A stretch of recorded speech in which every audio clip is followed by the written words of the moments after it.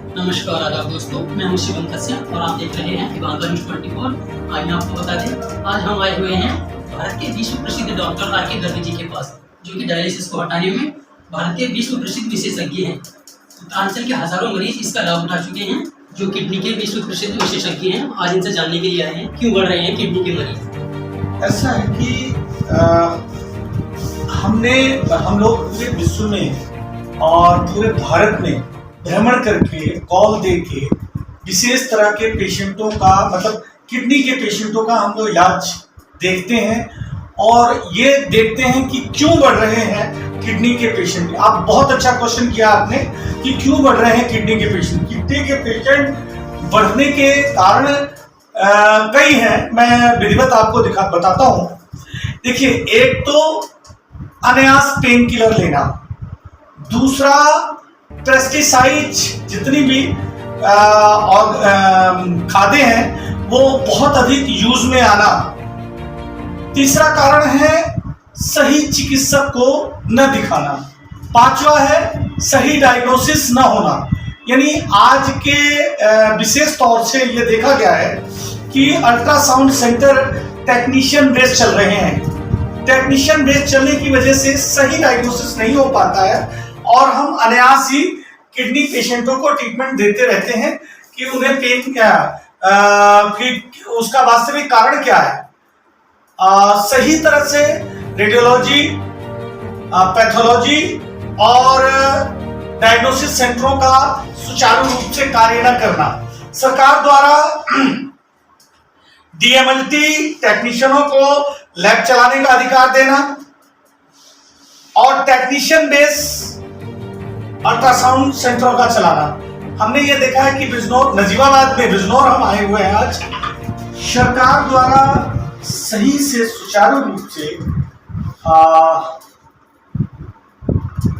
चिकित्सा के क्षेत्र को नेग्लेक्ट करना, इसकी वजह से ये इस तरह की धांधलीबाजी जो चिकित्सा क्षेत्र में हो गया है, क्वालिफाइड डॉक्टरों का ना होना, मेडिकल कॉलेज में पढ़ाई के स्तर को गिरना।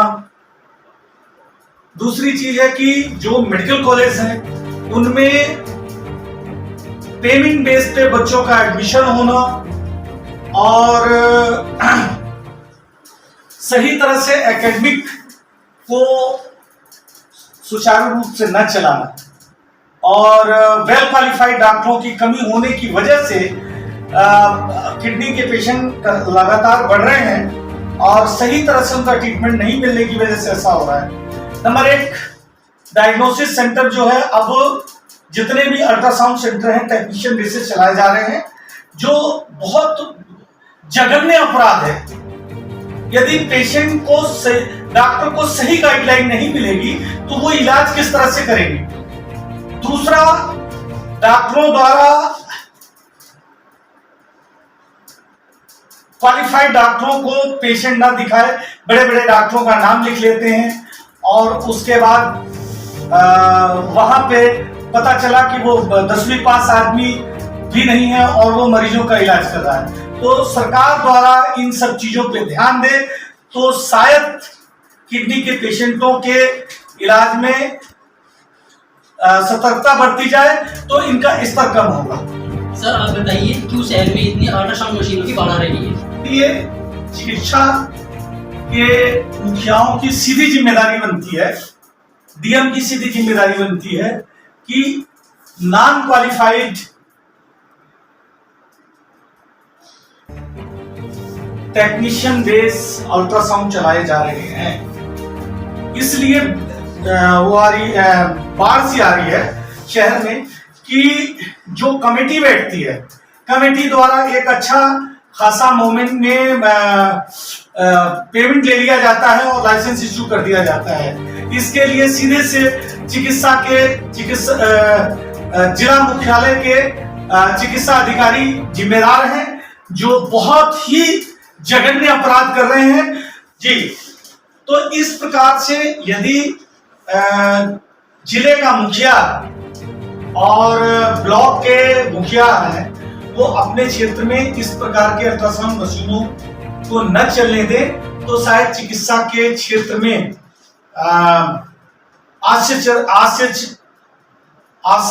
आश्चर्यजनक सुधार होगा और पेशेंट का वो सही इलाज होगा।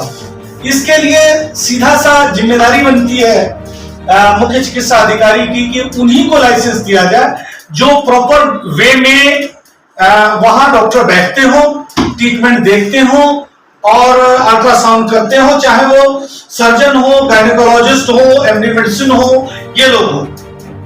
इनकी प्रत्येक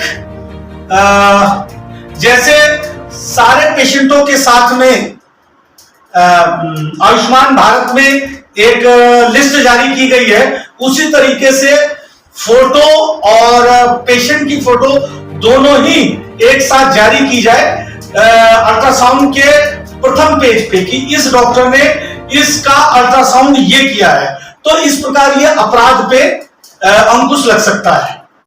जी सर, आप बताइए क्या नया कर रहे हैं किडनी मरीजों के लिए? अभी मेडिकल स्तर पे किडनी के लिए बहुत कुछ काम नहीं हुआ है, लेकिन जितने भी विशेषज्ञ हैं वो पूरी तरह से वो लोग भी चाह रहे हैं कि इस पे कुछ क्रांति आए। जैसे कोरोना पे काम हुआ है या अन्य मलेरिया पे काम हुआ, पोलियो पे काम हुआ, इस तरह की कोई क्रांति फैलाई जाए जिससे कि किडनी के मरीजों का सही इलाज हो सके। अभी डॉक्टर्स हैं, जितने भी डॉक्टर्स हैं, यदि कोई पेशेंट सीकेडी हो जाता है तो उसको यही सलाह दिया जाता है कि आप किडनी ट्रांसप्लांट कराएं या डायलिसिस कराएं। अभी हम लोग इस पे ये चाह रहे हैं कि किडनी के मरीजों का इतनी जल्दी ट्रांसप्लांट न करा के उसके मेन रीजन अल्ट्रासाउंड करके उसके मेन रीजन पे पहुंचे कि किडनी का जो मरीज बना है वो ऑब्स्ट्रक्शन की वजह से बना है, इन्फेक्शन की वजह से बना है, या वायरल इन्फेक्शन की वजह से बना है, या मेडिसिन के साइड इफेक्ट से बना है। तो इस तरह के हैं, इनको काफी हद तक कम किया जा सकता है और सही इलाज के लिए यदि किडनी रोग विशेषज्ञों के बीच ये सारी चीजें जो है वो जिम्मेदारी के साथ काम करें तो मेरे अनुमान से 50% जो पेशेंट डायलिसिस पे चला जाता है वो काफी क्योर हो जाएगा और कम हो जाएगा। योजना पर कैसे चल रहा है मरीजों का इलाज? क्यों ऑपरेशन चिन्ह लगाकर रखा जा रहा है इस योजना पर? देखिए, सरकार ने बहुत अच्छी पहल की थी। प्रधानमंत्री मोदी ने लोगों के इलाज के लिए बहुत अच्छी योजना का शुरुआत किया था, लेकिन कुछ माफियाओं ने इस योजना का भी माफियाकरण कर दिया। उसके पीछे जिम्मेदार हैं जिले के मुख्य चिकित्सा अधिकारी, जिलाधिकारी और जो कॉन्ट्रैक्ट पे दिए गए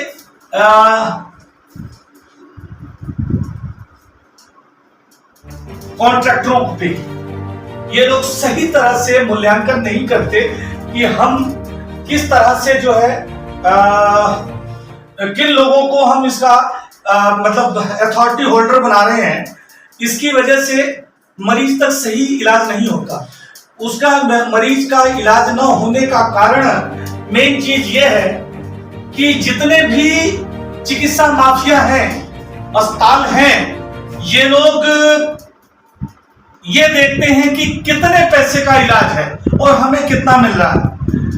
वो लोग पेशेंट आयुष्मान भारत में भर्ती कर लेते हैं, आईसीयू में भर्ती करते हैं, एसडीओ में भर्ती करते हैं और जनरल वार्ड में करते हैं। आईसीयू का रेट है 8,000 रुपया, एसडीओ का रेट है लगभग 4,500 रुपया और जनरल वार्ड का रेट है लगभग 1,800 रुपये। सरकार बहुत अच्छा पेमेंट कर रही है, बहुत अच्छा इसके लिए जो है मतलब इलाज दे रही है, लेकिन इसके लिए माफियाकरण होने की वजह से होता है। डॉक्टर या अस्पताल ये सोचते हैं कि हम कितना अधिक मरीजों से पैसा कमा सकते हैं। लगभग 2000 से जो अच्छी चिकित्सा है वो आईसीयू में नहीं हो, जनरल वार्ड या एसडीयू में नहीं हो पाती है, उसके लिए आईसीयू की जरूरत होती है। आईसीयू में अस्पताल ज्यादा से ज्यादा मरीजों को 1 या 1,500 हजार रुपए की दवाई लगाता है। तो मरीज को 1-1,500 हजार रुपए की दवा लगने में अच्छी एंटीबायोटिक, यदि हम मेरोपेनम ही लगाते हैं एंटीबायोटिक, तो वो उसका रेट ही लगभग 1,000 रुपए है। सुबह शाम यदि चल गया तो 2,000 हो गया।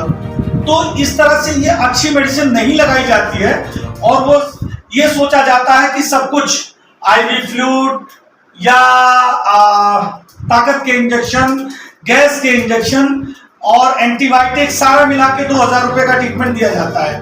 उस ट्रीटमेंट की वजह से पेशेंट को पूरी तरह से आराम नहीं मिल पाता है और वो सरकार का पैसा का भी नुकसान होता है, योजना पे प्रश्न चिन्ह भी लगता है और अस्पताल अपना पैसा लेके किनारे हो जाता है। उसकी मजबूरी होती है कि वो फ्री इलाज के चक्कर में अस्पतालों में जाता है, लेकिन कभी इस चीज का मूल्यांकन नहीं करती। ना तो मुख्य चिकित्सा अधिकारी मूल्यांकन करते हैं और ना ही कॉन्ट्रैक्टर टीम करती है। और इस तरह से जो है ना एक अलग से कोई एजेंसी बनाई गई है कि अचानक अस्पताल का निरीक्षण करे, ना कोई कमेटी होती है, ना अस्पताल का अलग से निरीक्षण करे और पता चल सके कि यह ट्रीटमेंट किस तरह का दिया गया है और क्यों दिया गया है। इसलिए इस योजना पे प्रश्न चिन्ह लग रहा है कि मरीज ठीक नहीं हो रहे हैं और सरकार का पैसा प्रॉपर नुकसान हो रहा है। धन्यवाद।